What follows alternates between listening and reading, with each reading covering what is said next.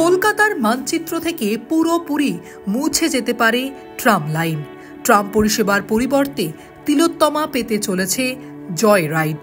রাজ্য সরকার যে ভার্সনটা কোর্টে জানাচ্ছে এটা মুখ্যত ট্রাফিক পুলিশের ওপর তাদের মতামতের উপর নির্ভর করে এটা বলছে, এবং ট্রাফিক পুলিশ যে রিপোর্টটা কোর্টে জমা দিয়েছে বা ডব্লিউবিটিসিকে দিয়েছে সেই রিপোর্টটা আমার কাছে আছে। সেই রিপোর্টের প্রত্যেকটা অংশ হচ্ছে মিথ্যে কথা বলা, মানে যেটাকে আকণ্ঠ মিথ্যে কথা বলে এটা হচ্ছে তাই। আমি পয়েন্টগুলো এক এক করে বলছি। এই যে রোড কনজেশন ট্রামের জন্যে সৃষ্টি হচ্ছে পুলিশ বলছে, এখানে পুলিশের মতে মানে ওই 5 বছর বা 10 বছরে যখন number of vehicles registered in Calcutta 4 wheeler, সেখানে দেখা যাচ্ছে লাস্ট 2023 বা এরকম মানে 5.5 লাখের কাছাকাছি 4 হুইলার্স কার্স। এর সঙ্গে আপনার অসংখ্য 2 হুইলার্স আছে, 3 হুইলার্স, লিগাল অ্যান্ড ইললিগাল রয়েছে, কমার্শিয়াল ভেহিকলস রয়েছে।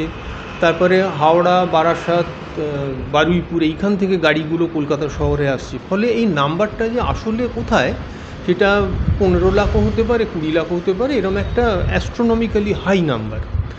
তার রেসপেক্টে যদি শহরে 300টা ট্রাম চলে, তাহলে এই 300টা ট্রাম কী করে আপনার ট্রাফিক কনজেশন ক্রিয়েট করে সেটা মানে স্ট্যাটিস্টিক্যালি আপনি কোনোভাবেই সংখ্যা দিয়ে এটাকে বোঝাতে পারবেন না। কলকাতা মানেই টানা রিক্সা, ট্যাক্সি আর ট্রাম। তবে সেই ট্রাম পরিষেবাই এখন মৃত্যুর পথে।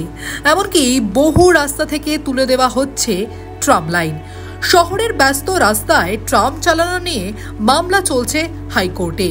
কলকাতা পুলিশের তরফে আদালতে জানানো হয়েছে ট্রাম চললে ট্রাফিকের সমস্যা হচ্ছে, ব্যস্ত রাস্তায় গাড়ি চলাচল স্লো হয়ে যাচ্ছে, এমনকি ট্রাম লাইনে পিছলে পড়ে দুর্ঘটনার সংখ্যাও বাড়ছে শহর কলকাতায়।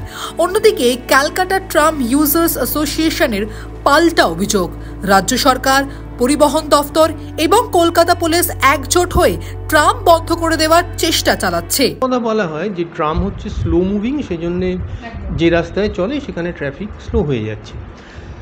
ট্রাম স্লো মুভিং মোটেই নয়, কারণ ট্রামের স্পিড, হাই স্পিড সেগুলো যথেষ্টই অনেক বেশি ওঠা যায়, এবং কলকাতা শহরের ভেহিকুলার ট্রাফিকের যে অ্যাভারেজ স্পিড ধরুন 12 থেকে 20 কিলোমিটার এরকম, ট্রামের স্পিডও তাই।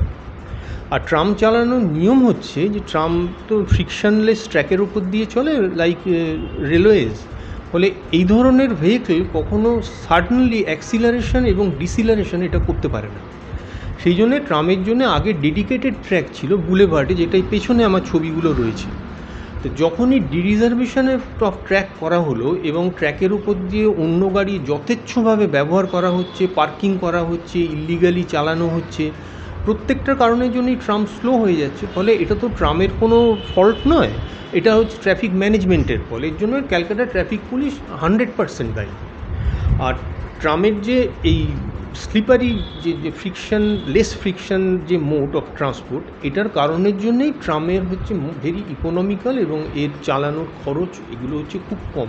ঠিক যেরকম রেলওয়েজে হয়, যে অত বড় একটা ভারী মালগাড়ি একটা ইঞ্জিন টেনে নিয়ে যাচ্ছে, এটা তো আপনি পিচের রাস্তায় করতে পারতেন না, এটা ট্র্যাক না হলে হয় না। অ্যাকচুয়ালি সকালে ফোস্কার গড়িয়াহাট থেকে আমি খুব সকালে ফোস্কারে ডিউটি করেছে, এখান থেকে 7টার সময় ছাড়ে, 7:20 ধর্মতলা পৌঁছে যাই আমরা। ইট টেক্স অনলি 20 মিনিটস, কিন্তু নর্মাল ট্রাফিকে প্রায় 40-45 মিনিটে। তো বিকজ অফ দ্য ট্রাফিক ট্রামটা স্লো হয়ে যাচ্ছে। হ্যাঁ, আর এখানে বলা হচ্ছে কি বিকজ অফ ট্রাফিক স্লো হয়েছে। I feel this is the reverse situation, এই ট্রাফিকের জন্য ট্রাম স্লো হয়ে গেছে। নাহলে সকালে যখন ট্রাফিক থাকে না তখন ট্রাম এত তাড়াতাড়ি কী করে পৌঁছে যাবে ধর্মতলাতে 20 মিনিটে। আপাতত 3টি রুটে ট্রাম পরিষেবা চালু রয়েছে, চিরতরে বন্ধ হয়েছে 25টি রুট। কলকাতার বুকে সারাদিনে মাত্র 35টি ট্রাম চলে। পরিবহন দফতরের মত, কলকাতা শহরে পুরোপুরি ট্রাম পরিষেবা বন্ধ করে দেওয়া হোক, পরিবর্তে ধর্মতলা থেকে খিদিরপুর পর্যন্ত চালু করা হবে জয় রাইড। শহরে যারা ঘুরতে আসেন তারা ট্রাম উপভোগ করতে পারবেন সেখানেই। এখন প্রশ্ন হচ্ছে, ঐতিহ্যের ট্রাম যদি সত্যিই বন্ধ করে দেওয়া হয় তবে শহর কলকাতার কি লাভ হবে? আমাদের মতন তো লোকের অনেকই অসুবিধা হবে, কারণ ট্রামকে তো অনেক দিন ধরে আমরা করি। তো ট্রাম যদি বন্ধ হয়ে যায় তো এটা তো একটু অসুবিধা হবেই। বাসের থেকে তো ট্রামে আমরা বেশি বেটার করি। আমাদের তো অসুবিধা থেকে আমাদের মানে ওয়েস্ট বেঙ্গলের যে ঐতিহ্যটা নষ্ট হয়ে যায়।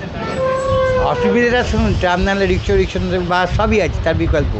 কিন্তু আমাদের যে কলকাতার যেমন ঘোড়ার গাড়ি ছিল, আর যে সেই ট্রামটাও সেরকম একটা আমাদের ঐতিহ্য, ওই ঐতিহ্যটা আমাদের সব থেকে মেন, সেইটা একটু কয়জন রাখতে পারে, এই হচ্ছে কথা।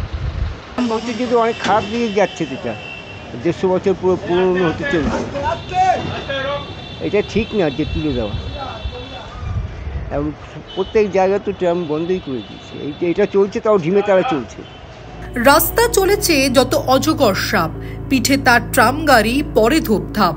রবীন্দ্রনাথের লেখা স্বপ্ন কবিতার কলিকাতা চলিয়াছে নড়িতে নড়িতের মতোই ট্রাম দেখলে মানুষের চোখে সেই কথাটি ভেসে ওঠে। কিন্তু গড়ের মাঠের ইস্টবেঙ্গল, মোহনবাগান, শিয়ালদা বা হাওড়া স্টেশনের মতোই ট্রাম এই তিলোত্তমার প্রাণ ছিল একসময়। কিন্তু আজকের যুগে এরকম সংকীর্ণ ও ঘন জনবসতিপূর্ণ শহরে পরিবহন ধমনীর গতিপথ তছনছ করে দিচ্ছে ট্রাম। প্রীতি সাহার রিপোর্ট, দ্য ওয়াল।